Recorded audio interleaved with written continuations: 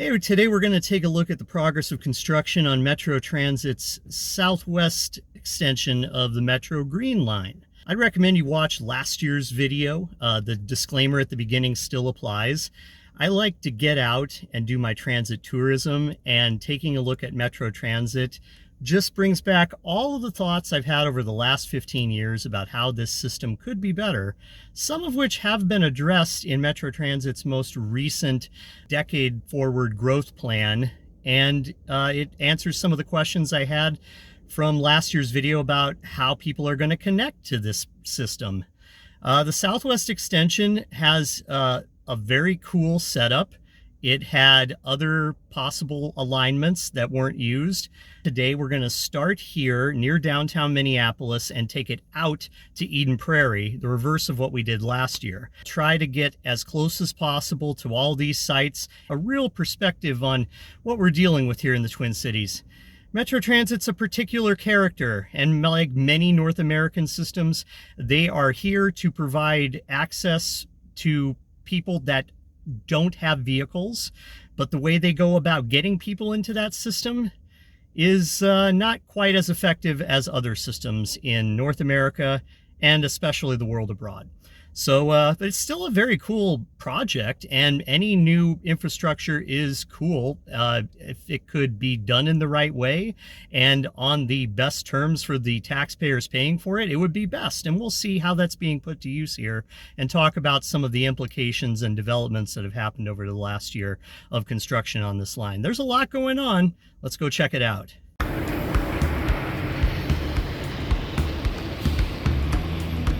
We're starting off just beyond downtown Minneapolis here at the Royalston Avenue, and it's looking very nice.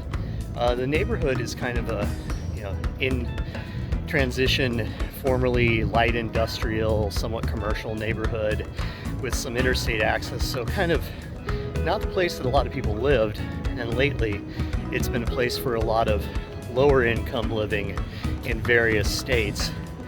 This station's not too far away from Target Field either. And mostly it's here for the farmers market, which we'll take a look at on the way out. It has pretty good access to that. Yeah, this is Royalston Avenue Farmers Market.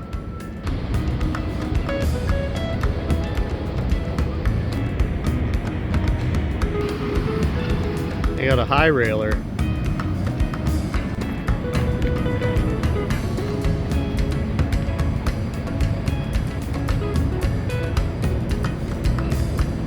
I like that wood trim they have up in here. I don't know if the camera's getting it. That's nice.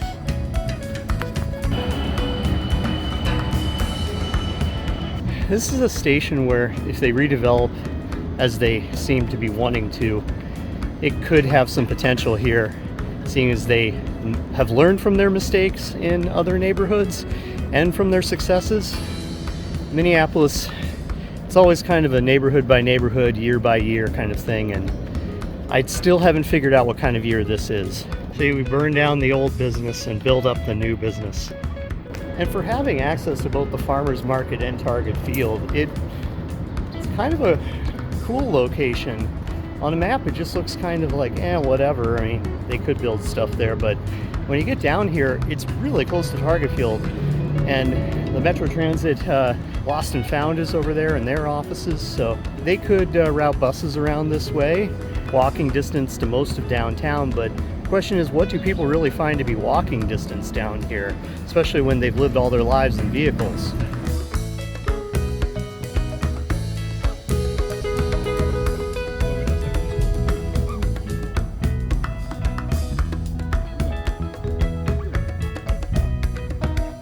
There's trouble.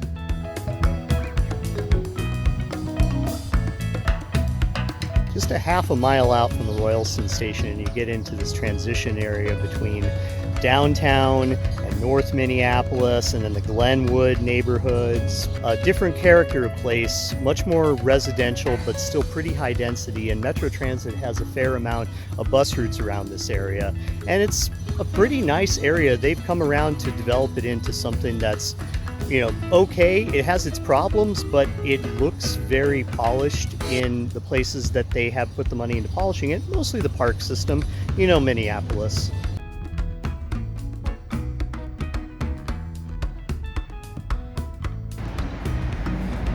Now, the Basset Creek station is probably the most visible to commuters, but they wouldn't notice unless they were not keeping their eyes on the road at all. It's on the north side of 394 here, just off the Basset Creek Trail, and it's the first station in a distance that would be considered like more LRT system appropriate.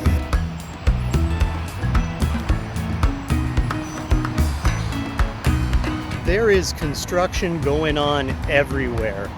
Minneapolis really appears to be trying to catch up. They're starting to string up wires along this section coming into the west side of downtown Minneapolis, but there's still a lot of work to be done. I guess they're going to need all the next 2 years to get this operational. That's one way you could get to here. This is the station where I worry about the locale because it's on the edge of all too many neighborhoods, which is convenient for construction, but will people from the affluent Bryn Mawr neighborhood, trail takers, people working around here get off at this station just to have to then catch another bus or walk the mile or so to wherever they work around here? It's kind of in an odd place. And this will be where you traipse down to the platform. Again, the wood is very nice. That ceiling of these overhangs.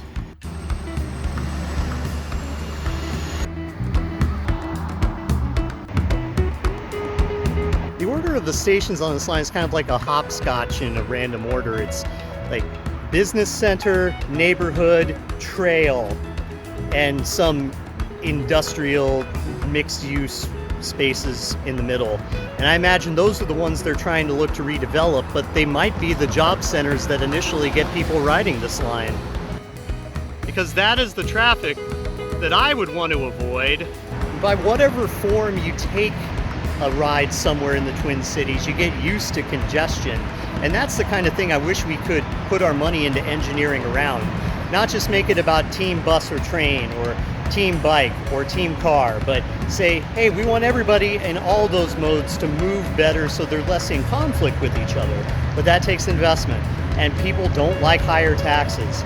They don't want to pay for things that they don't use. People taking transit don't want to pay for more roads. The people taking cars don't want to pay for buses or bikes. And the people taking bikes, they will get up in your face about any of it. I can assure you, I used to be part of the bike culture. I hope that they have the public safety wherewithal to police this and keep people that are of bad ilk out. They've really struggled on the Green Line in the past decade. At one point, it was called the most dangerous metro line in the country. It's gotten better. They do some more security, but now they're adding many more miles to the system. And part of the project benefits of the Green Line extension has been, it will create more jobs for people to maintain and keep the line running. I hope that it works out in everybody's favor. Oh, good. What they were calling last year Penn Station is back to being Bryn Mawr Station. It's named for the neighborhood it's on the south side of here at the very edge of 394 and Penn Avenue. But we didn't want to call this Penn Station. This isn't the right place to call anything Penn Station. I mean, there's a little bit of scenery, but when we think of Penn Station, we're thinking of grand, opulent stations out on the East Coast and all the way to Chicago. And this is a kind of a ditch.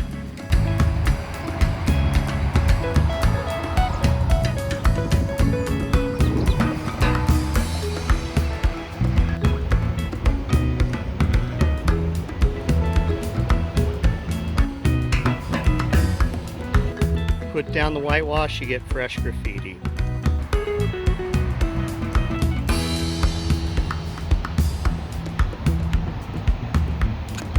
This is another one of those stations, it's like, why here? One of the alternatives for this line was to take it down Nicollet Avenue and then have it use the old Milwaukee Road trench there, which is now the Midtown Greenway.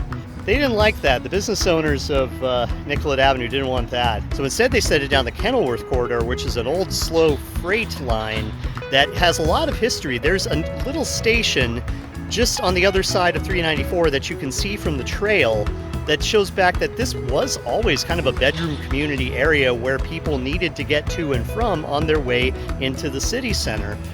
But nowadays, it's just the side of the freeway, and there's no parking at this one. This is the end of where buses will eventually come in, probably the 9. And then it's got the trail on the other side. I'll be interested to see if there's access to the trail. The bridge over the freight railway is the big part of the infrastructure, so adding a little, whatever over to the trail should be easy.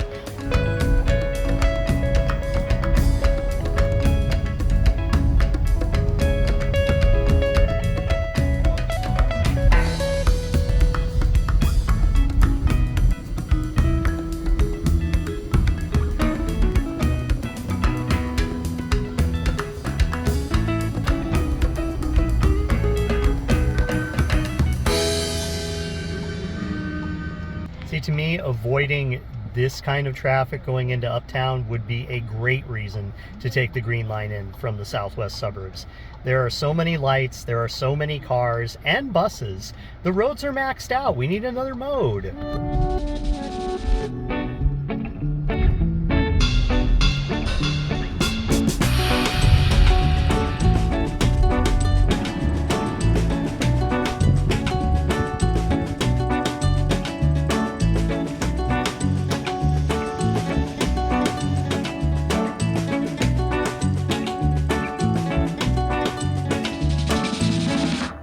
I think now I get why people of this neighborhood were so all the way they were about this line coming through. It's very quiet here.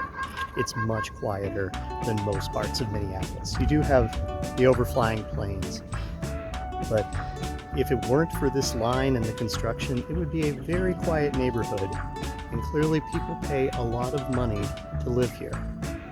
It's solitude in the midst of the biggest city in Minnesota.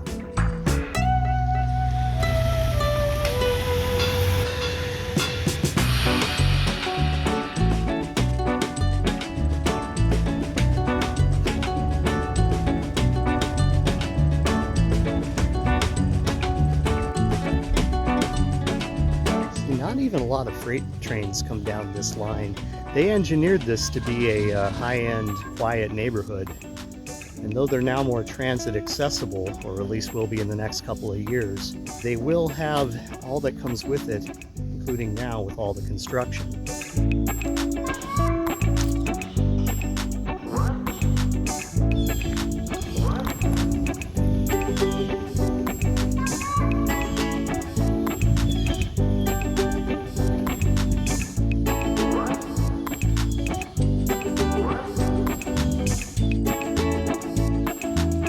I get it. I like taking buses and trains, but I also like my peace and quiet now and then.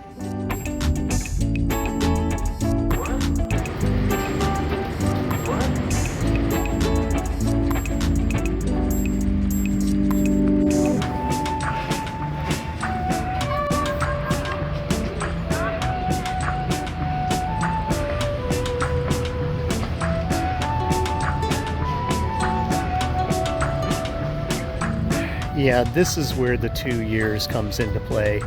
2027 opening, yeah, if they really keep working on it this year and next.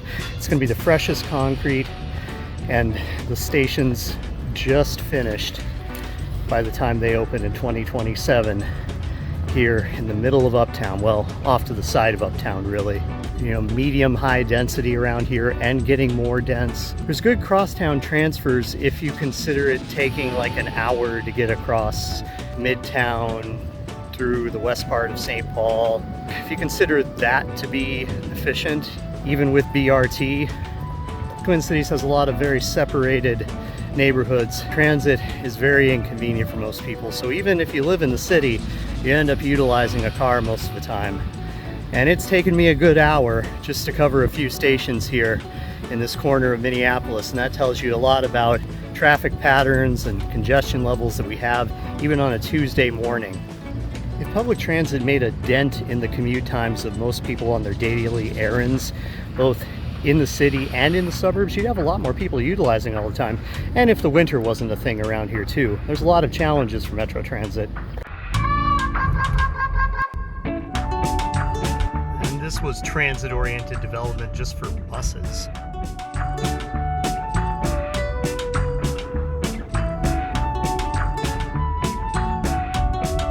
All right, now we're at Beltline Boulevard, which means we're in St. Louis Park. We have exited Minneapolis. It's still kind of just a community type place for the people that live around here and work around here, less of an attraction.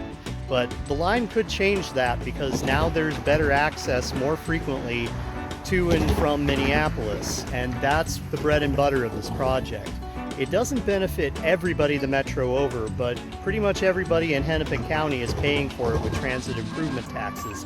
Those are also going into work on the Bottineau corridor and other projects. Fairly good level of support for public transit, but it's also a lot less built up than Kenilworth, where we just were. It's holding on pretty nice through the winters. No real graffiti that I can see, so yeah, it's looking good. And if somebody wanted to get in, they could.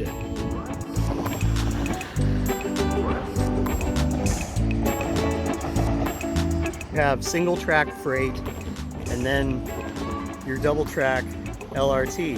To get transit onto these lines, this has historic use for freight railroads. It could be used for commuters or for regional rail. This could be a good corridor for more frequent bus service. Connections to this station are pretty good.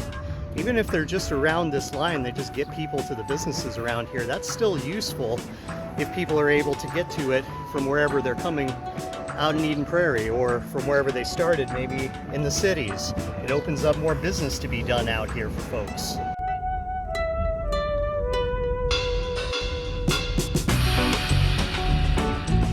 See, this looks like a park and ride, but it's just condo parking. Trail got a new tunnel under Wooddale.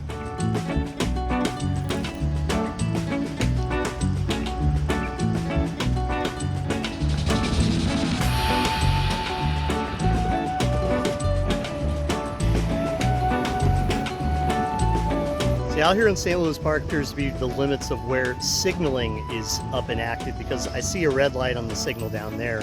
There's, forget ballast, I mean, they're still working on grading it and, you know, doing the forming for the concrete, the retaining walls and the structure of the stations. But out here, starting in St. Louis Park, you got real stations ready to go. And like I heard in the comments of last year's video, people wish that it was just already running. The problem is they don't have the infrastructure to turn trains so efficiently. And it's also kind of where you also don't have express service capability on this line, which would be really novel, but it would drive up the price. And people around here had to be really convinced that this was something that they want. And Metro Transit's really hoping on people moving in around here and making this their kind of place with transit-oriented development, so that there's a reason to keep funding it and operating it down in the years to come. We don't want it to be another North Star situation. Well, I hope they weren't spending money on wildflowers, because they get those for free. Or maybe this is the result of spending money on wildflowers. I remember at this point last year, this was the point where I said, wow, it's pretty much done and ready out here at Louisiana Avenue. Not the way most people would say it around here, probably. Although this year I could not park in this parking lot because they now have barricade signs in place. But the flowers are all blooming, and this is like, honestly, like more or less like in its unused state, it's like a park. They don't have garbage cans in, but they have the garbage can structures.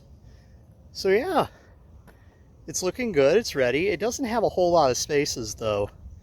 I wonder if that's probably based on their, you know, need surveys that they did and said, oh, we're only going to build as much as we need to and leave the rest for open space. It's kind of nice like that.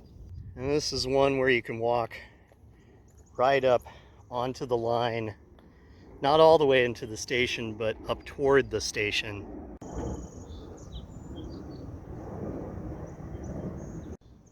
That's what I was talking about, the signaling. And then it raises to an elevated viaduct. That's actually the freight railroad. You can smell train oil here. We are at the Y, where I think it's Minnesota Commercial that owns the Dan Patch line. You can smell freight trains, but you don't see a lot. It tells you about like the selective kind of business that it still is out here. could negotiate that for more commuter rail, but they didn't do well on the commuter rail they had on the Northern Transcon, which has the highest capacity, spending a lot of public funds to raise up commuter rail to suburbs that aren't even riding transit right now. It doesn't look good on paper. It certainly looks way less good to voters. So no politicians run on that, even though they can talk about it now. They did lift the ban on talking about the Dan Patch line, but after all the North Star business and selling off those rail cars to Amtrak or leasing them off, I think that chapter's closed for the foreseeable future till it gets better momentum. Light rail though, and BRT, that's what they're working on now. And you got your transit accessible hospital over that way. Not feeling like a lot of people are used to taking public transit here, but there is the bus infrastructure. The walking distance from like these kind of apartments on Excelsior Boulevard to the station, it's doable, but I don't think most people would find it very appealing, especially when they already appear to have so many cars at their disposal. As we get further out here, we'll hear about the choice to use microtransit. Yeah, that's what they're going with.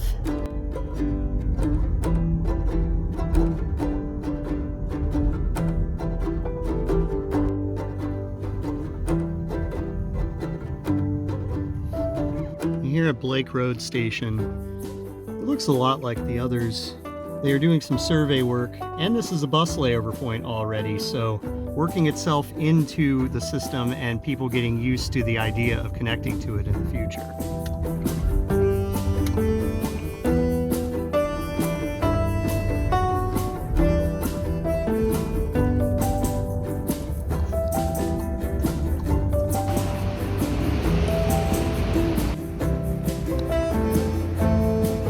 Now we're out here on the edge of the border of St. Louis Park and Hopkins.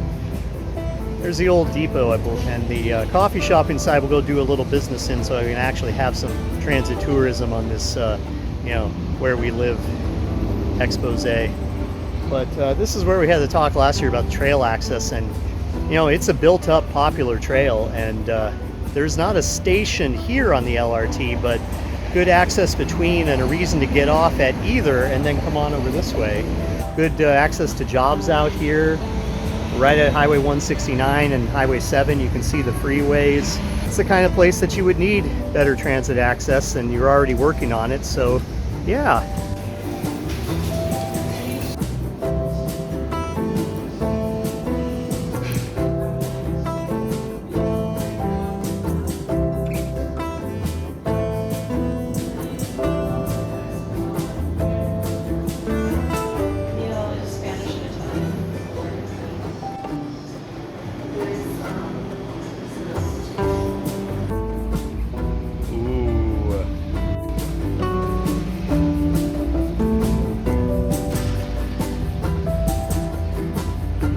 Why wouldn't they build the station here? I mean, you've got the old super value foods distribution here now.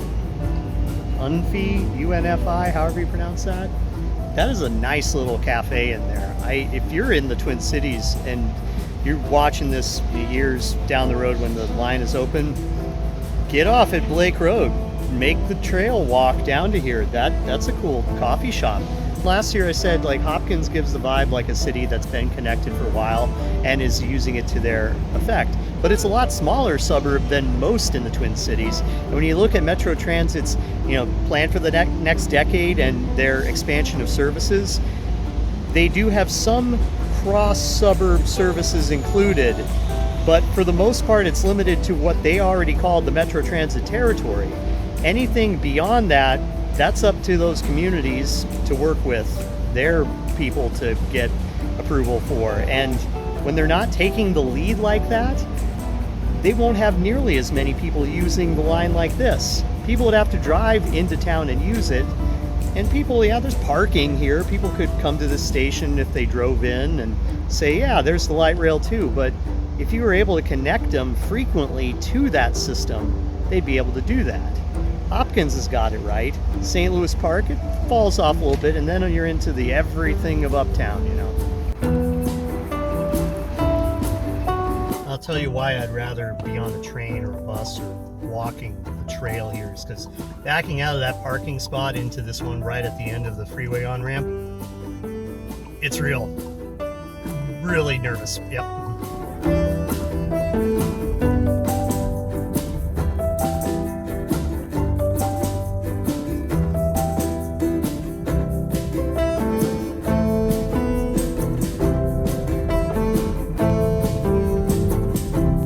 Yes, the transit-oriented Honda dealership, what this line will really be famous for. We got the highball! It has wood on the ceiling here too, but it's like a gray color. Maybe they just are going to stain it later. Some bike parking under some kind of shelter. Oh, there are garbage cans in these ones. I mean, this is accessible to people, so I guess they are taking out the trash already here. This is a nice space. They've gotten like the tall grasses to grow and wildflowers. I mean, it's looking good. It fits in well with the trail. They just hope that, you know, what comes out here on the trains, all the people are going to be people from these communities using the line, and people of these communities see the news and they don't want all the trouble from the cities coming all the way out here, which is why by extension of the Green Line this is such a difficult proposition for a lot of people. But if they do right by it, they could win people over, and maybe stuff like the Purple Line LRT that turned to BRT that still got talked down by White Bear Lake won't be a repeating thing throughout the metro. They are increasing bus service somewhat on the east side, although still not a lot out to the fringes of the metro. They still want people to drive out there. And this is the last station outbound where it's really more of a, you're taking another form of transportation, or you live in the community, not a park and ride based station. And the feeling definitely changes after this station, not just because there's a Honda dealership there. So the front sign for that station was about a block behind me. This is like the longest, I would call, introduction to a station in the whole system. It's a quarter of a mile. It's a lot. You know, if you go on Google Maps and look at a satellite view, Shady Oak Station, depending on which map you're looking at, may not even be drawn on the map yet.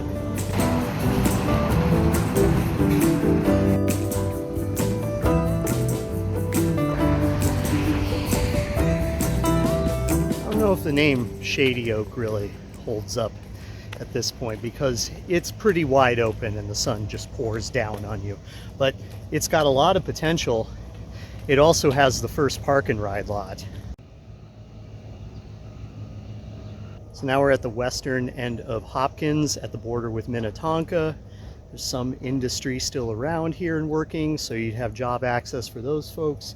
Residential neighborhoods of the corners of these suburbs, they'll be served by this station. There is bus access, but it's still very radial to downtown and really just constraining itself to running along the line, which is good for final mile. But what about getting people in from further away?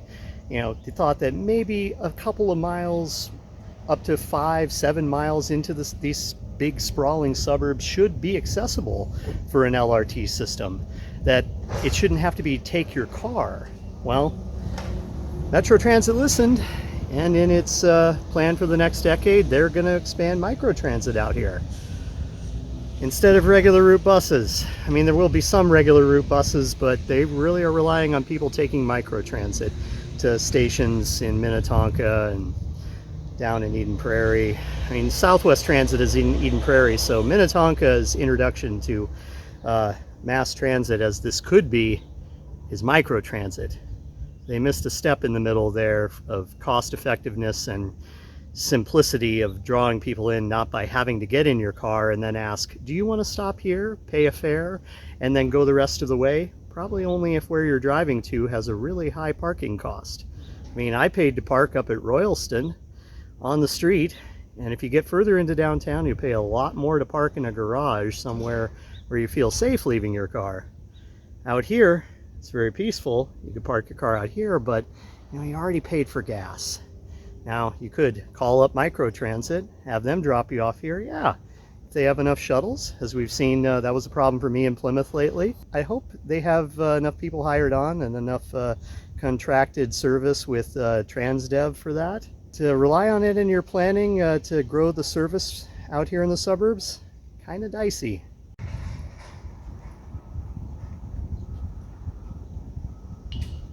Over that way you can see where the trail continues.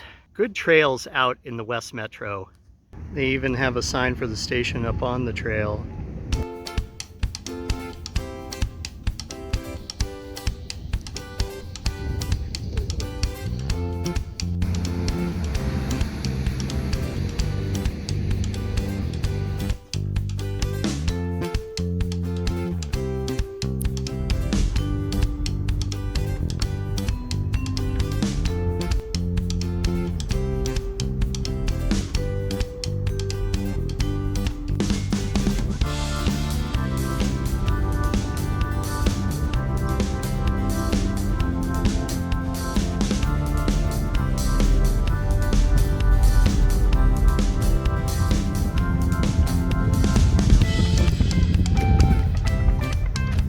Yeah, it would appear here at Bren Road the gentrification is going very well. We have a lot of development. The density of this area, past all these swanky patios, then there's access to the trail, which is nice. And it's very completed, developed. The line up there has its wires, has its signals. It's ready to go.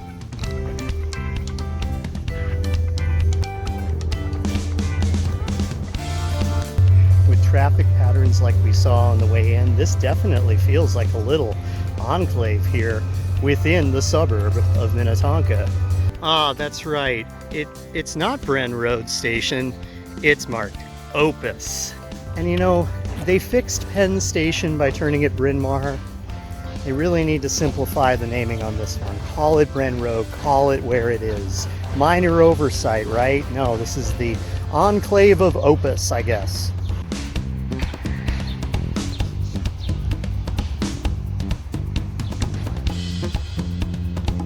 This is where you get into a really St. Louis kind of feel with how this project is going. They are upping the density out here. You have it in its own little right-of-way, and it ends up in a major shopping center, much like the Blue Line out in St. Louis. For anyone saying run the trains now, it's like that's how much work is left to do. It's like you have ticket machines, security, all that to be cabled in, right? Everywhere around it looks really nice, but there's still a little bit of patching up and wiring to do. Yeah, that was my big question last year, was like, okay, there's one bus that runs through here very infrequently. Are you going to up that for the purpose of getting people out to this station? No, they said they're going to employ microtransit, which is a choice, but it's much lower capacity than a regular bus route would be. Much lower utilization of public funds, much less return on your investment. I wouldn't be surprised when ridership out here doesn't develop as much, especially among people with addresses more than a mile or two away from the LRT. This is also not a park and ride station. But for the station we're about to go to next, this could be like the home space for people living there, or for people even in Hopkins, St. Louis Park, jobs there. The very few that still commute downtown. This opens up some more capability for them to live a little further away from the place that they work. And there's a lot to be said about that kind of simple proposition in public transit, but there's also a lot of personal vehicles here in the Twin Cities. The price of entry here, in the suburbs especially, is still a personal vehicle when there's no established public transit to start. And that makes the cost of entry for public transit and the learning curve associated with it that much higher. Architecturally, this building turns me off enough to say I wouldn't live in it. If I was interested to live in it, would I? Well, if it's low-income housing, I couldn't afford to live here. I have too many bills. I make too much to give all my money to my bills. So this would be out of the question. There's similar looking structures that are condos that have simply too high of a price of entry for me. I'm stuck in the middle. I would be the people that live in the single family homes and the apartments and the townhomes, further away from transit. And I'm part of that population living in Plymouth that is quite a ways away from here, but it does represent more frequency to get downtown than the bus routes that go down 394 every hour or half hour on the weekdays. I'd love to take it, but to get to there is the major question. I would have to drive out of my way and park and then pay the fare on transit in addition to all the gas I've already used. I can't live here because I make too much money. I can't afford to live in the other places either. And if I get closer to transit, the type of places I can afford to live in go up in value as a result of it. We've seen it on the green line, we've seen it on the blue line here, we've seen it all over America. It's the connections to the line that make the difference. But a lot of people will say, well, if you got to take another form of transit, it's just not worth it. And I get it. And that's what you get when you have had people so disconnected from transit for their whole lives, let alone years. I got flack for saying that this station was, could be well connected before. I think that owes a lot into the confusing nature of its streets. They're well signed, but it still is quite a thing. Oh, you don't see a fresh oil sign much around. We did it! We survived! We made it out!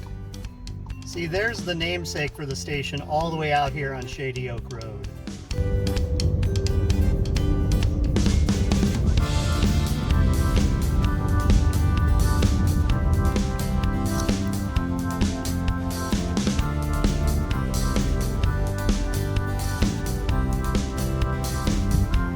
Parking spots galore. Stop number, no bus numbers.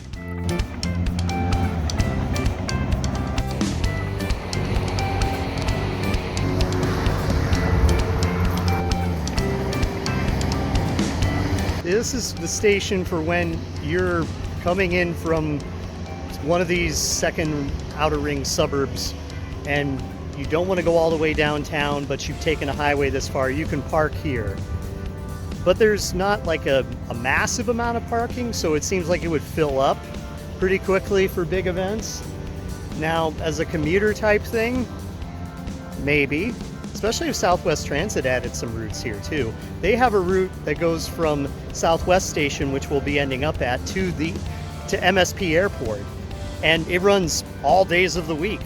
It actually has a local function too that takes it into Bloomington.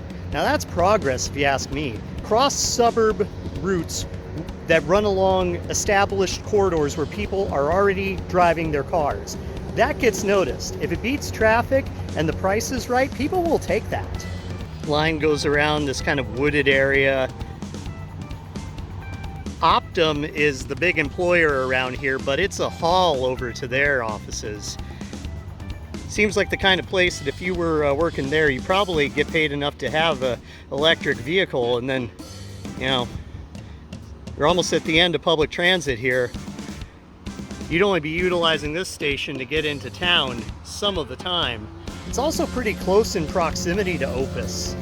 The spacing between stations is mostly okay here, but there are a few that are so close together, and it's like, if you just would have taken it a little bit further, you would have got it closer to a lot of services that people use. Out here in this corner under the highway, like, are we gonna have buses here? Nope, no. Microtransit, this is where microtransit is, right. Dang it, oh, well, maybe it'll work. I'm just wholly surprised that these have held up as well as they have. I don't know if they've had to, do any work on them since over the winter, but the landscaping, the facilities here, it's in good shape. It'll need a sprucing up in a couple of years for opening day. Creating demand for a transit service that has already overrun its budget, that's a hard proposition to run new projects with afterwards. I don't anticipate living in the Twin Cities by another 4 years, and this might be the last LRT project I get to see to completion. The Blue Line's going to take a while, I suspect. That's going to go up to Brooklyn Park, and that could serve a lot of people that are already using transit. Here it's a commuter base, and locally when you're talking about having to drive or take microtransit to this line, that's a sell. It's quite a sell. It's just so far away from everything. This is the tunnel where the line crosses under Highway 62. And yeah, that's all done, but Kenilworth isn't. Yep, that's how it goes.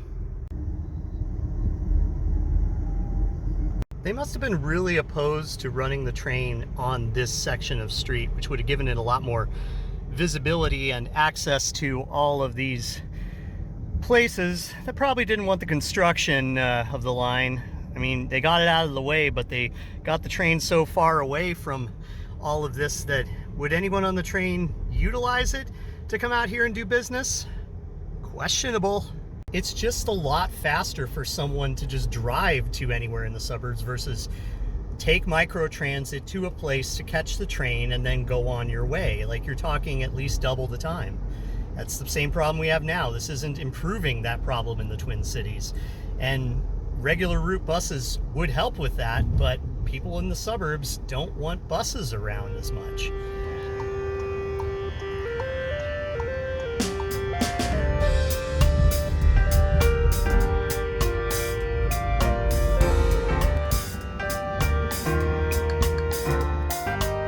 This Eden Prairie segment that's all done, basically ready to go. They even have the display screens in here showing the Windows 11 moniker. There's American steel there. Yep, signals are up and running here. Overhead wire, she's all ready to go.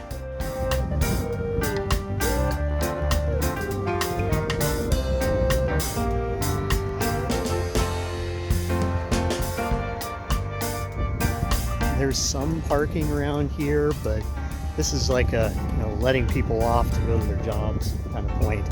The kind of place that could see plenty of folks from further into the suburbs toward the cities coming out to work at,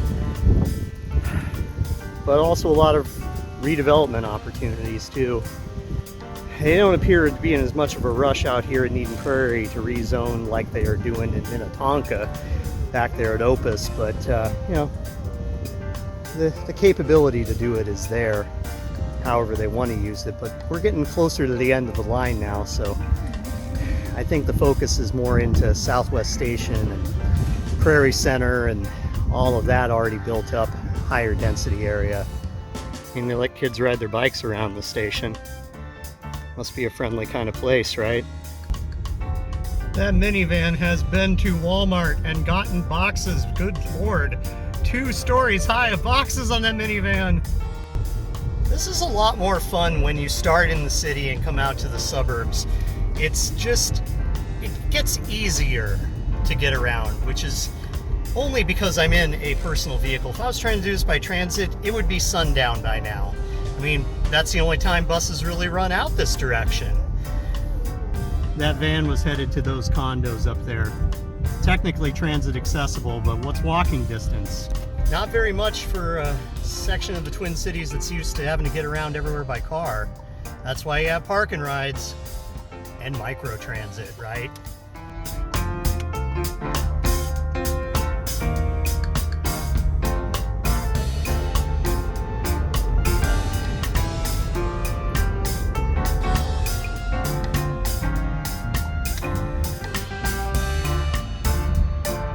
So Eden Prairie Town Center Station was meant to be an infill station later on, but it was just added to the initial line's lineup to promote access to the mall over that way. You know, the mall where they film Mallrats, Kevin Smith's movie. It's a bit of a haul, much like it is over at City West to the corporations there, but it's technically transit accessible. Now, if they had a circulating shuttle that got you to the mall, ran every 10 minutes, call something like, a ring route BRT, that might be marketable for Metro Transit, but it's microtransit, like we said. Well, apparently that private property used to have access like through here, but no longer. As we can see, still we got displays up and running, no departures listed, wood on the underside of the awning, and other designs here and there, making it feel unique. Where they really have to win is in the station to station one suburb to the other traffic. And for that to work well, developing around the stations is key to that, but there's a lot more people in established communities around there. Microtransit just doesn't draw people in the way regular route buses could with frequency and capacity. It has all the markings of something marketable because it's like a rideshare service, but as I've seen in Plymouth, when it gets in high demand, you can't use it. And then what are you going to do? Walk? Bike? Take an Uber or a Lyft for a lot of money extra? No, you're going to get in your car, like I had to today. And that's the challenge we have on this line. Stations are holding up really well though. Just looks like a line you should already see trains on. And out here you have hotels, condos that look like hotels, businesses in buildings that match the condos and hotels. See, I bet you see some Walmart carts at Town Center Station there. Don't go to that Walmart. It only has one door. That's the sign of a Walmart you should not go to. They are impossibly inefficient. Much like parts of the Twin Cities Transit network.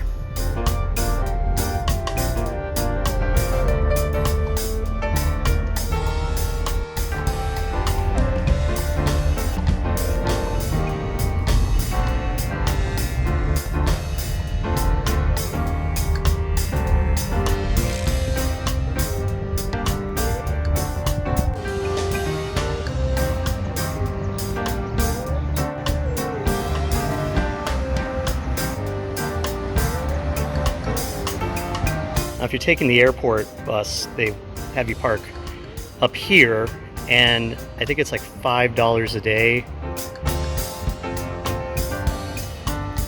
Quite the new lobby they've got, and you can pay for your parking there. Let's see what we got here. It does work, but it only works one at a time, so that one's must be not working right now. Looks like it's in service mode. Yeah, there we go.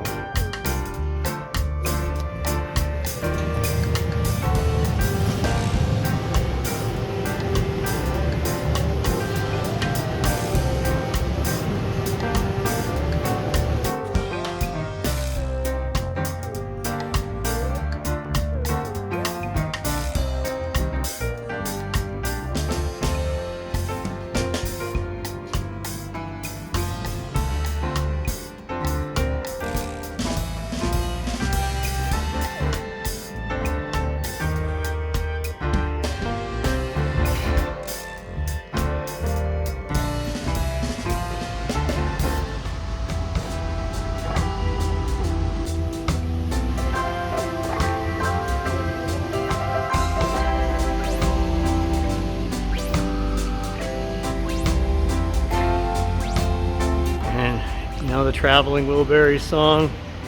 It's the end of the line. Ends in a creek or pond and exurbia beyond.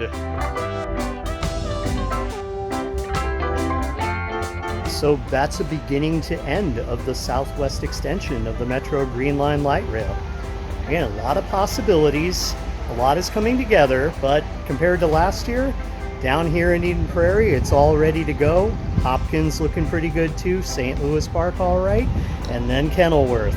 The work is proceeding, but it's going to take all the next couple of years. So if you expected an early finish on this project, sorry to disappoint, but we may see weeks, maybe a month early, but years, no. There's just not enough capacity to run trains on the infrastructure that is built. The connections that are going to be made start in a couple of years under the plan that Metro Transit has. I'm not so keen on that microtransit solution. I don't think it's going to develop ridership the way they would really like to see it develop. Maybe they'll get the idea and convince the suburbanites down here that see its value for getting to the next cities down the line and the farmers markets, and maybe they can get them convinced that a bus around Eden Prairie would do well for them. They've already got one going to Bloomington, so there's plenty of ridership capability, clearly capacity here in Southwest Station, but people just got to get accustomed to taking a different way around town. something they have not had ever here in the Twin Cities to any meaningful degree. Maybe we get it in the future. It's a cool system. I'd like to see it be something that I could use if I move away and want to, come back and experience some part of the metro area that isn't just the interior downtown cores. And hopefully they make it a livable type of system so that everybody can enjoy that. Transit tourism, where I live, yeah, that's a hard pill for me to swallow. There's some interesting things here and there. It's not that much different from last year, but I had fun going around. I gotta head back now. It's starting to get a little warm and the cool breezes won't last forever, so I hope you had a good time watching this. We'll ride the Gold Line BRT soon. That's on the other side of town. It has similar implications. It also has some very interesting new infrastructure, which makes it closer to BRT, but we'll see if it really passes the BRT test. Thanks for watching today. I'll see you on the next one. Oh, how about a bonus bathroom review? It's slightly used. Nothing automatic. That's cool. No, I guess paper towels are automatic. They work. Yay! What more could you want? It's clean, so yay.